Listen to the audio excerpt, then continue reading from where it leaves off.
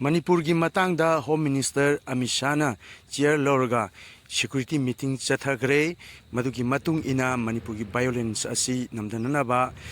security gi lising manga gi deployed atubada tawlagani aduga jiribamda mioi amagi asiba hakchang barak turenda tawtharakhre sahi humpu ngairibi nupi amagi asiba hakchang phangkhraba matungda atopa nupi amagi oirambai haiba hakchang amasu barak turenda tawtharakhibani irang asibu hena kangkhalakpadagi miyamna khoisaunakpa horakpadagi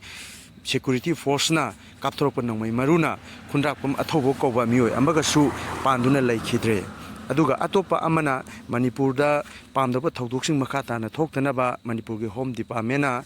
internet service tingjinbagi makhatana order ama tholakli numit nini amagasu internet service asi makhatana thingkhigani aduna mobile amadi atei data singasu internet service asi phangkhiroi